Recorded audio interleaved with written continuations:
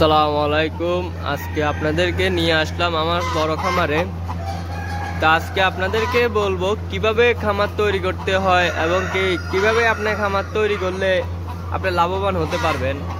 আসলে খামার তৈরি করতে হলে আপনাকে অনেক বিষয় অনেক কিছু সম্পর্কে ধারণা নিতে হবে। কিভাবে আপনি খামার তৈরি করবেন এবং মুরগিগুলারে কিভাবে আপনি সুস্থ রাখতে পারবেন। এই যে মুরগিগুলারে সুস্থ না রাখতে পারলে আপনি খামার তৈরি করে আপনি সফল হতে পারবেন না। আলহামদুলিল্লাহ আমি এখানে 200 মুরগি দিয়ে আমি আজকে অনেক বিশাল বড় খামার তৈরি করছি। খামারে প্রায় আমার 17 থেকে 1800 মুরগি, এগুলো সবটি ডিম পাড়া মুরগি। তো যারা খামার তৈরি করতে চান আপনারা সর্বপ্রথম 3-4টা বিষয় ধারণা রাখতে হবে যে আসলে এই 3-4টা বিষয় কি। 3-4টা বিষয় আপনি ধারণা রাখতে পারলে আপনি খামার করে সফল হতে পারবেন। এই যে 3-4টা বিষয় ধারণা হচ্ছে আপনার এই যে আবহাওয়া চেঞ্জ হবে আর কি। যে আবহাওয়া চেঞ্জ হলেই আপনার মুরগিগুলা চোখে সমস্যা হবে, তারপরে মুরগিগুলা পাতলা পায়খানা, এরপরে মুরগিগুলা দেখবেন যে খানা কম খায়। এগুলার কারণ কি?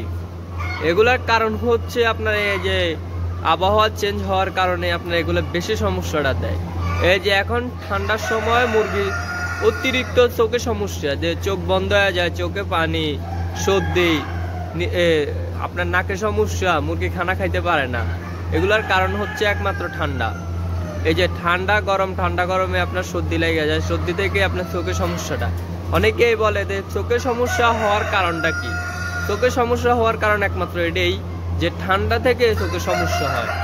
আপনি যদি এই রোগ থেকে আপনি মুরগিগুলারে শান্তশিষ্টভাবে রাখতে চান, অবশ্যই আপনাকে প্রতিদিন খামারে ভিতরে ঢুকে চেক করতে হবে যে কোনো মুরগি ঠান্ডা বা কোনো সর্দি আছে কিনা।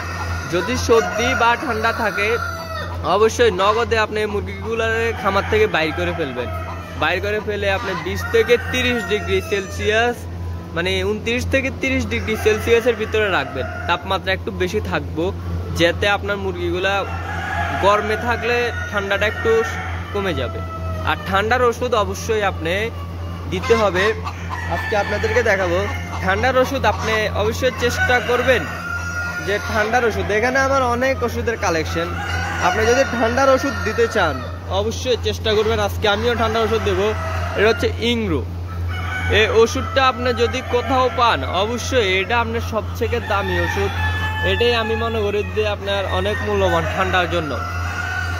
এখানে আমরা আমার এত বড় খামারে আজকে আমি এই ওষুধগুলা ব্যবহার করব। যারা এই ওষুধগুলা দিতে চান অবশ্যই আপনি খোঁজ নেবেন এটা কোথাও পাওয়া যায় কিনা। এটা আপনার দিলে অবশ্যই আপনার 100% মুরগি সুস্থ হয়ে যাব। আর এটার সাথে আপনি এই যে আরেকটা আছে, আপনি আবার এটাও ইউজ করতে পারেন, কোনো সমস্যা নাই। আপনি এই যে ইংরো এটাও ইউজ করতে পারেন। এটা ইউজ করলে এটা দিতে হবে 1 সেন্টি করে 1 লিটারে। আর এই যে আবার যেটা দেখাইছি আমরা, এটা যদি আপনি দেন মুরগি যদি বেশি সমস্যা হয় তাহলে 1 সেন্টি, আর যদি কম সমস্যা হয় তাহলে আপনি দিতে হবে 9 সেন্টি। আর আপনি যদি খামারগুলা সুন্দর করে তৈরি করতে হয় আপনাকে সর্বপ্রথমে আমি আপনাকে বলি কৃমি ওষুধ, যেটা আপনাকে দিতেই হবে। মানে কৃমি আপনি যাতে প্রতি 6 মাস পর পর আপনাকে কৃমির ওষুধ মুরগিকে দিতে হবে। যেন আপনার মুরগি পেটে যদি কৃমি হয় তাহলে মুরগি খানা কম খাবে, পায়খানার সমস্যা হবে, আপনার মুরগিগুলো জিমি থাকবে। তার জন্য বলি প্রতি 6 মাস পর পর আপনি কৃমি করবেন, দেখবেন আপনার মুরগিগুলো সুস্থ থাকবে, মুরগির সমস্যা কম হবে। মুরগির সমস্যা কম হলে ভাই আপনি লাভবান। আপনি প্রতিদিন একটা ডিম পাইলে একটা ডিম 20 টাকা। আপনি একটা মুরগি প্রতিদিন 20 টাকার আদার খায় না, সর্বোচ্চ আপনার 100 থেকে 60 টাকার আদার খায়। তো আপনি চেষ্টা করবেন যে কিভাবে আপনি লাভবান হতে পারেন, কিভাবে আপনার টাকা আয় হয়। আপনি কি দামি মুরগি পালন করে আয় করতে পারবেন, নাকি আপনি কম দামি মুরগি দিয়ে আপনি লাভবান হতে পারবেন। আপনি চেষ্টা করবেন যে আপনি এগুলা থেকে ডিম দিয়ে বাচ্চা ফুটাই আপনি বিক্রি করে লাভ করতে পারবেন, নাকি এগুলো ডিম পাললে বিক্রি করে আপনি লাভ করতে পারবেন।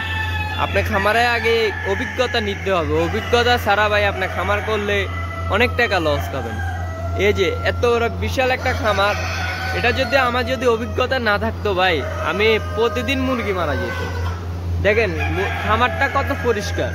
এই যে এই মুরগিগুলার খ্যাত দেওয়ার কারণ উদ্দেশ্য হলো এগুলো হলো বাচ্চা মুরগি, এগুলো হলো 4 মাস 4.5 মাস মুরগি। এগুলোকে খ্যাত দেওয়ার কারণ হচ্ছে এগুলো যদি খ্যাত দিই আমি এই যে ঠান্ডার যে সময়টা, এই সময়টা এগুলা খেরের কারণে একটা খেরের থাকার কারণে মুরগিগুলা ঠান্ডা কম লাগবে, এ কারণে এগুলোর খ্যাত দেওয়া। আর এগুলোর খ্যাত দিই না কারণ এগুলোর খ্যাত দিলে এগুলা মানে আপনার অতিরিক্ত গরম লাগবে, তার জন্য এগুলার শরীর অনেক বার, এগুলা পশমও বেশি, তার জন্য এগুলোর খ্যাত দেওয়া হয়নি। যারা খামার তৈরি করেন বা তৈরি করার পরিকল্পনা নিচ্ছেন তারা অবশ্যই আমার ভিডিওটা দেখবেন। পুরোপুরি ভিডিওটা দেখলে অবশ্যই আপনি আমার খামারের সম্পর্কে জানতে পারবেন বা আমার ভিডিও সম্পর্কে ধারণা নিতে পারবেন যে আমি আসলে কি উদ্দেশ্য নিয়ে ভিডিওটা তৈরি করতেছি। আমার উদ্দেশ্য শুধু একটাই, দেখ খামারগুলো তৈরি করতে হলে আমাদের দেশের অনেক বাইরে খামার তৈরি করতে চান কিন্তু তৈরি করে অনেক টাকা লস। এই যে 100টা মুরগি আপনি পালন করতেছেন, আপনার 20টা মুরগি মারা গেল, তো আপনার 80টা মুরগি আপনি খাওয়াইতে খাওয়াইতে আপনার পুঁজিও উঠে না। তার জন্য বলি খামার তৈরি করতে হলে আপনার মুরগি মরার কারণটা কি? এই যে মুরগি শুধু খাওয়ান আলাতুল খাওয়াইতে আছে, মুরগি বার হয় না, ওজন হয় না, কারণ কি? কারণ একটাই, কারণ হচ্ছে আপনি কৃমি না ওষুধ দিলে মুরগিগুলা বার হবেই না। আপনি কৃমি পেটের অবস্থা ভয়াবহ, আপনি উপরে যদি মুরগি ঠিকঠাক থাকে আপনি কি চলতে পারবেন? আপনি নিজের কৃমি হলে তো আপনার পেট ব্যথা শুরু হয়ে যায়, আরেক মুরগির অবস্থা তো কেমন হবে আপনি নিজে বুঝতে পারেন।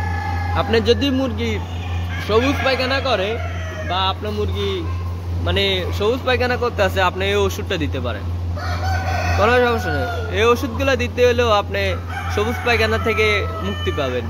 মুরগির ভাই প্রত্যেকটা ওষুধ বা প্রত্যেকটা আমরা এখানে রেখে দিয়েছি, কারণ আমাদের মুরগি যে কোনো সময়, এতটি মুরগি আছে এই খামারে, যে কোনো সময় আপনার মুরগির সমস্যা হইতে পারে। মুরগির সমস্যা হলে ভাই আপনি কন্ট্রোল করতে পারবেন না।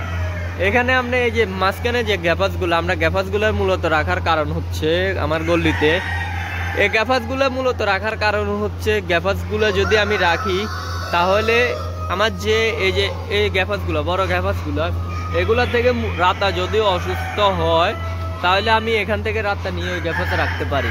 আমার এখানে স্পেয়ার রাতা প্রত্যেকটা গ্যাপাসের স্পেয়ার রাতা আমি রাখছি।